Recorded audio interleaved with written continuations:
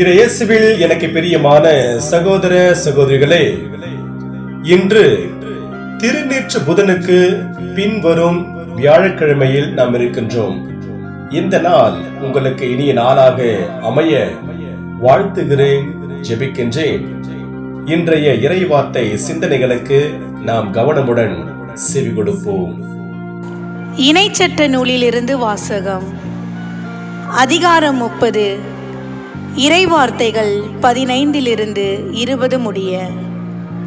மோசே மக்களை பார்த்து கூறியது: இதோ பார், வாழ்வையும் நன்மையையும் சாவையும் தீமையையும் இன்று நான் உனக்கு முன்பாக வைத்துள்ளேன்.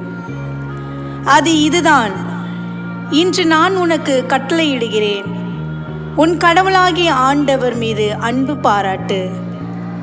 அவரை பின்பற்றி அவரது வழியில் நட. அவரது கட்டளைகளையும் நியமங்களையும் முறைமைகளையும் கடைப்பிடி. அப்போது நீ வாழ்வாய், நீ பழுகுவாய். நீ உடைமையாக கொள்ளப்போகும் நாட்டில் உன் கடவுளாகிய ஆண்டவர் உனக்கு ஆசி வழங்குவார். ஆனால் உனது உள்ளம் விலகி சென்று நீ செவிகொடாமல் கெட்டலைந்து வேறு தெய்வங்களை வணங்கி அவற்றுக்கு பணிவிடை புரிந்தால், இன்று நான் உனக்கு அறிக்கையிட்டு கூறுகிறேன், நீ நிச்சயம் அழிந்து போவாய். நீ உரிமையாக்கி கொள்ளுமாறு யோர்தானை கடந்து சென்றடையும் பூமியில் உன் வாழ்நாள் நீடித்திருக்காது. உன்மேல் இன்று நான் விண்ணையும் மண்ணையும் சான்றாக அழைத்து வாழ்வையும் சாவையும் ஆசியையும் சாபத்தையும் உனக்கு முன் வைக்கிறேன். நீயும் உனது வழித்தோன்றல்களும் வாழும் பொருட்டு வாழ்வை தேர்ந்து கொள். உன் கடவுளாகிய ஆண்டவர் மீது அன்பு பாராட்டு. அவரது குரலுக்கு செவிகொடு. அவரையே பற்றிக்கொள். ஏனெனில் அவரே உனது வாழ்வு, அவரே உன் நீடிய வாழ்வு. அதனால் ஆபிரகாம், ஈசாக்கு, யாக்கோபு என்னும் உன் மூதாதையருக்கு கொடுப்பதாக ஆண்டவர் ஆணையிட்டு கூறிய நாட்டில் நீ குடியேறுவாய். ஆண்டவரின் அருள்வாக்கு. இறைவனுக்கு நன்றி. பல்லவி. ஆண்டவர் மீது நம்பிக்கை கொண்டவரே பேறு பெற்றவர். ஆண்டவர் மீது நம்பிக்கை கொண்டவரே பேறு பெற்றவர். நற்பேறு பெற்றவர் யார்? அவர் பொல்லாரின் சொல்லின்படி நடவாதவர், பாவிகளின் தீய வழி நில்லாதவர், இகழ்வாரின் குழுவினில் அமராதவர். ஆனால் அவர் ஆண்டவரின் திருச்சட்டத்தில் மகிழ்ச்சியுறுபவர். அவரது சட்டத்தை பற்றி இரவும் பகலும் சிந்திப்பவர். பல்லவி. ஆண்டவர் மீது நம்பிக்கை கொண்டவரே பேறு பெற்றவர். அவர் நீரோடையோரம் நடப்பட்ட மரம் போல் இருப்பார். பருவ காலத்தில் கனி தந்து என்றும் பசுமையாய் இருக்கும் அம்மரத்திற்கு ஒப்பாவார். தாம் செய்வதனைத்திலும் வெற்றி பெறுவார். பல்லவி. ஆண்டவர் மீது நம்பிக்கை கொண்டவரே பேறு பெற்றவர். ஆனால் பொல்லார் அப்படி இல்லை. அவர்கள் காற்று அடித்து செல்லும் பதரை போல் ஆவர். நேர்மையாளரின் நெறியை ஆண்டவர் கருத்தில் கொள்வார். பொல்லாரின் வழியோ அழிவை தரும். பல்லவி. ஆண்டவர் மீது நம்பிக்கை கொண்டவரே பேறு பெற்றவர். ஆயன் தன் மந்தையை காப்பது போல ஆண்டவர் நம்மை காக்கின்றார். ஆயன் தன் மந்தையை காப்பது போல ஆண்டவர் நம்மை காக்கின்றார்.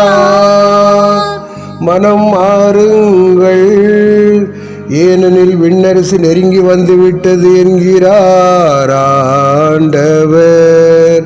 ஆயன் தன் மந்தையை காப்பது போல ஆண்டவர் நம்மை காக்கின்றார். ஆண்டவரே, நற்செய்தியை தகுந்த விதத்தில் எடுத்து சொல்ல என் உள்ளத்தையும் உதட்டையும் தூய்மையாக்கும். ஆண்டவர் உங்களோடு இருப்பாராக. லூக்கா எழுதிய பரிசுத்த நற்செய்தியிலிருந்து வாசகம். லூக்கா நற்செய்தி அதிகாரம் 9 இறை வார்த்தைகள் 22 25 முடிய.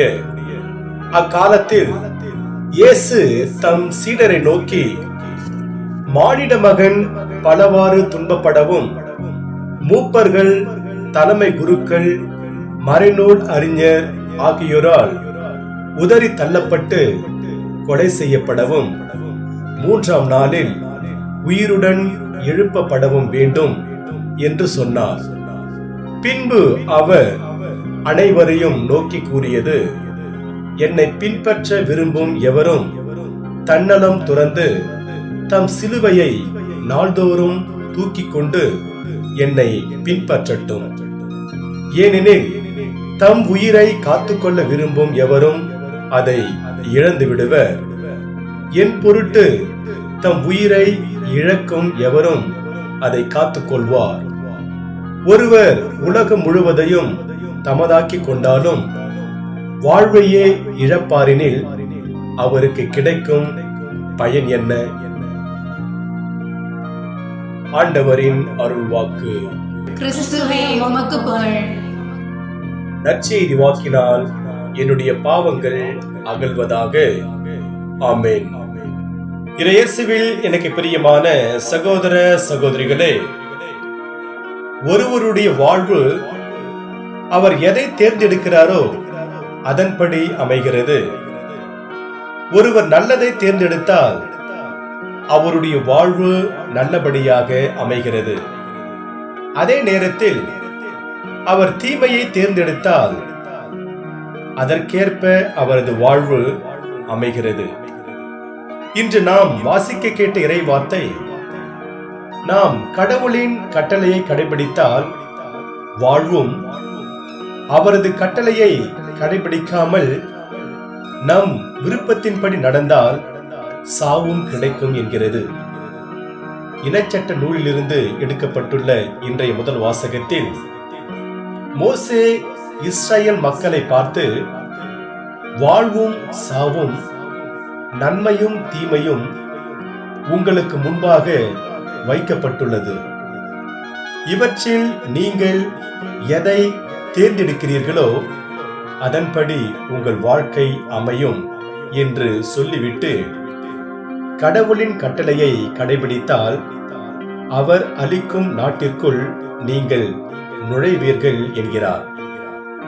இஸ்ரேல் மக்கள் கடவுளின் கட்டளையை கடைபிடிக்காததால் வாக்களிக்கப்பட்ட கானான் நாட்டிற்குள் நுழைய முடியவில்லை என்று இணைச்சட்ட புத்தகத்தில் 31ஆம் அதிகாரம் 16 18 மற்றும் 77 29 முடிய வாசிக்கின்றோம்.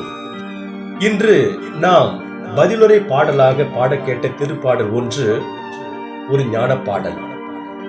இப்பாடல் இரு வகையான வழிகளை, இரு வகையான மாந்தர்களை நமக்கு குறித்து காட்டுகிறது. ஆண்டவருக்கு அஞ்சி அவரது சட்டத்தின்படி நடப்போர் பேறு பெற்றோர் என்றும் அவர்கள் வாழ்வு பெறுவர் என்றும் இது கூறுகிறது. நற்செய்தி வாசகத்தில் தன்னை பின்தொடர்பவர் தன்னலம் துறந்து சிலுவையை தூக்கிக் கொண்டு தன்னை பின்பற்றட்டும் என்கிறார் இயேசு. தன்னலம் துறப்பதும் சிலுவையை சுமப்பதும் நம்முடைய விருப்பத்தை பின்னுக்கு தள்ளிவிட்டு கடவுளின் கட்டளையை கடைபிடித்து வாழ்வதற்கு இணையானவை. அதனால் நாம் கடவுளின் கட்டளையை கடைபிடித்து அவர் அளிக்கும் ஆசிகளை பெறுவோம். ஆண்டவரின் வழியில் நடந்த ஒரு கிறிஸ்தவர் பெருநகர் ஒன்றில் சாலையோரமாய் அமைந்திருந்தது அந்த கிறிஸ்தவரின் வீடு. அவர் தன்னுடைய வீட்டுக்கு முன்பாக 24 அடி உயர சிலுவையை நட்டு வைத்திருந்தார்.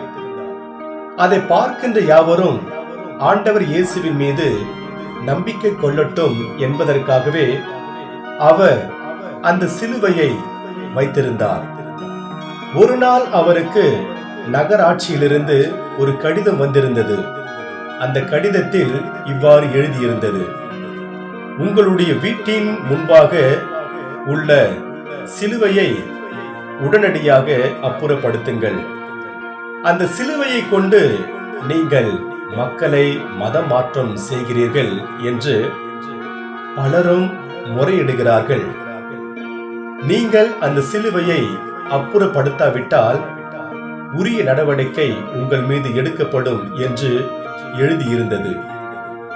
இந்த கடிதத்தை படித்து பார்த்ததும் அந்த கிறிஸ்தவர் இவ்வாறு அவர் பதில் கடிதம் எழுதினார். என்னுடைய வீட்டின் முன்பாக உள்ள சிலுவையை அப்புறப்படுத்த போவதில்லை. எனக்கு பிடித்த இயேசுவை நான் வழிபடுவது என்னுடைய உரிமை.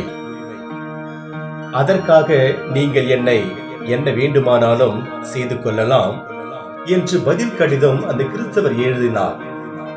இதை இயேசுவில் பிரியமான சகோதர சகோதரிகளே, தன்னுடைய நம்பிக்கை வாழ்வில் வந்த எதிர்ப்புகளை கண்டு அஞ்சாமல் இந்த நிகழ்வில் வருகின்ற கிறிஸ்தவர் அஞ்சாதிருந்தார். நம்முடைய வாழ்விலும் இது போல எதிர்ப்புகள் வரலாம். ஆனாலும் சிலுவைகளையும் எதிர்ப்புகளையும் தாங்கிக் கொண்டு மன உறுதியுடன் இருப்பவரே உண்மையான கிறிஸ்தவர். நமக்கு கொடுக்கப்படுகின்ற ஆன்றோர் வார்த்தையாக நம்பிக்கையின் வெளிப்பாடே கீழ்ப்படிதல். கீழ்ப்படியாமை அவநம்பிக்கையின் வெளிப்பாடு என்று எட்வின் லூயிஸ் கோல் இவ்வாறு கூறுகிறார். இன்று நாம் எடுக்கப்படுகின்ற தீர்மானங்கள் என்னவென்றால், நம்பிக்கை வாழ்வில் இடர்கள் வந்தாலும் மன உறுதியோடு இருக்க கற்றுக்கொள்வோம். கடவுளுக்கு கீழ்ப்படிந்து நடப்போம்.